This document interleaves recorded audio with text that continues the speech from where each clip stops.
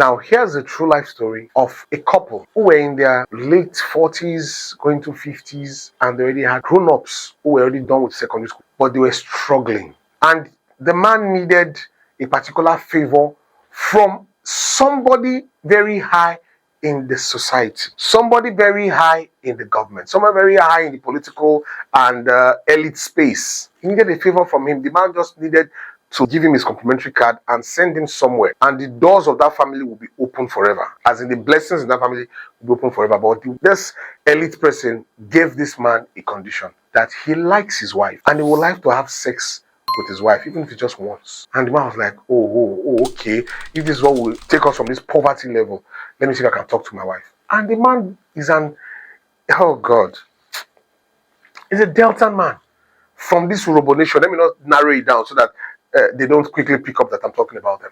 But the woman is from Delta North. Now, he went ahead to approach the woman and told the woman, please, this man says he will change our lives forever. You see that one that we are squatting inside our house. We will now have our own house. We have houses put out for rent. We will have cars. The children will travel abroad. Anything we want in this family, we have it.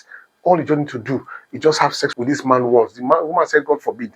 Even if I want to do it, not for you. I know the culture, I know the tradition in your family and in your tribe as a whole.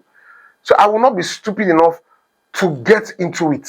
Because if the man consents to it, the man would intentionally abstain from having sex with her, eating her food, and tell the children to stay away from their mother also eating the mother's food, which means the plague will never get to them. It will stay with the woman and she will bear the consequences alone. He not promised the woman, told the woman that he has gone to the village and consulted, and they did some things where they told him that nothing would happen to the woman if the woman could do it, as long as he has consented to it. Now, the woman still refused. There was problem in the home. It was not getting to the point where the marriage was about to break up.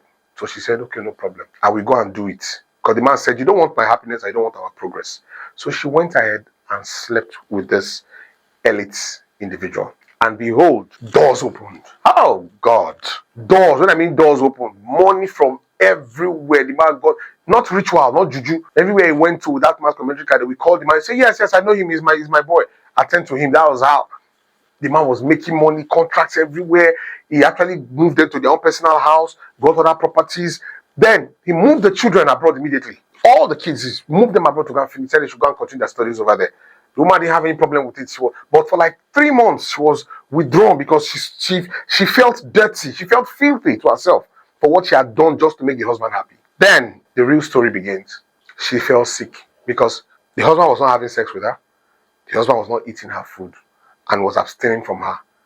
And whenever she tells him, I'm feeling sick, I'm going to the hospital, they're not seeing anything. He said, don't worry, you'll be fine. He said, are you not sure? Are you sure it's not that thing in your village? He said, don't worry. And that's how she stayed for several months without telling anyone anything until it became very critical. She went to her own family and opened up and said, see what my husband made me do. And they all screamed, why would you agree? That's why he intentionally stayed away from him so that the thing will not jump on him or the kids. And immediately they took her up to go and start consulting, look for help everywhere, and whatever consultations they got feedback that it was too late, that they should have come like 6 months or 7 months ago. They could have done something about it, but it was too late. And to cut long story short, she died. Yes, you heard me clearly. She died. The man did not physically kill her, so you cannot accuse him of murder. Because the family, the last time I checked, the family didn't do anything about it, because the fact remains that they will say your sister went and committed adultery. Nobody was there when they signed the contract to say, I will go and sleep with this man, so everybody should know that I'm sleeping with the man for your sake. He can come and defend himself that she committed adultery and that adultery killed her. That was just it. The man is living happily right now. He has moved on.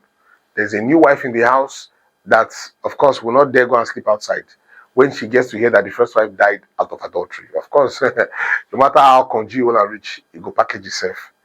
His new wife, he has moved on.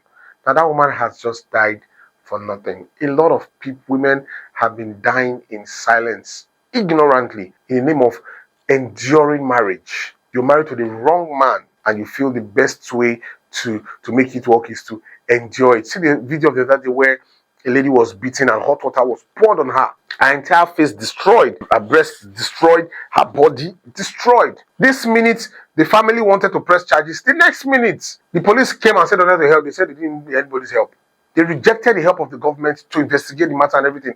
The family of the girl themselves said they've settled that they don't want any case. Then if anything happens to that girl tomorrow and she dies, you will not hear on social media, justice for this, justice for that.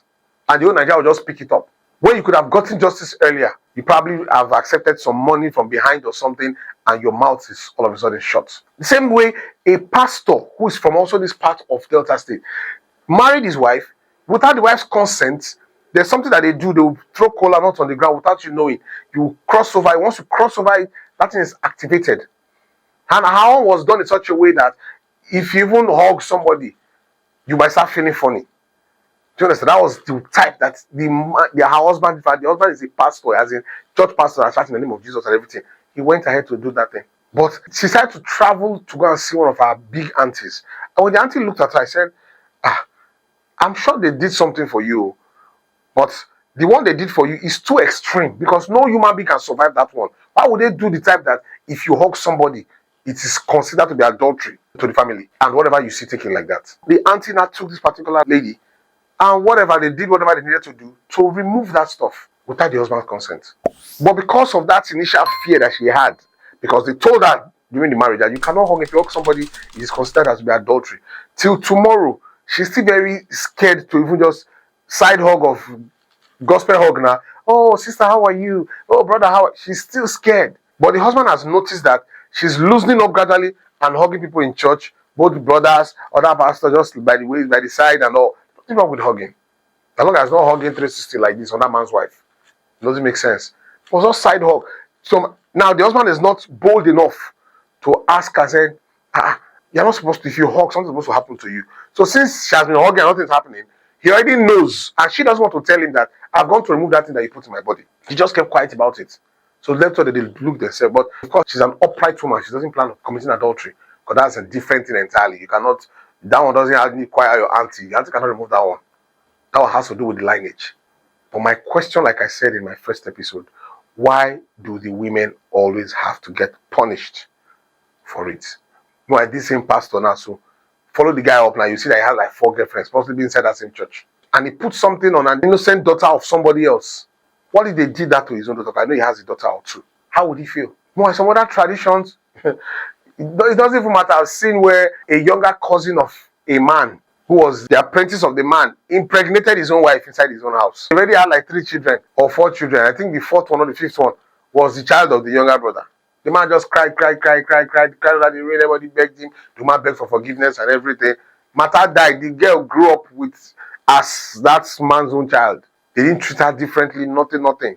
And she loved equally. Everything moved on. There was no tradition, no juju, no nothing, no plague, no punishment for woman or man, anybody. Everybody, the man and his wife, they continue having like 4 other children. Some people are just enjoying themselves, like, thank God I'm not on that side. Some people will say, you might look at this video, watch this video, and say, in my life, I'm not sure I go like marry anybody from the Robo Nation. I don't blame you.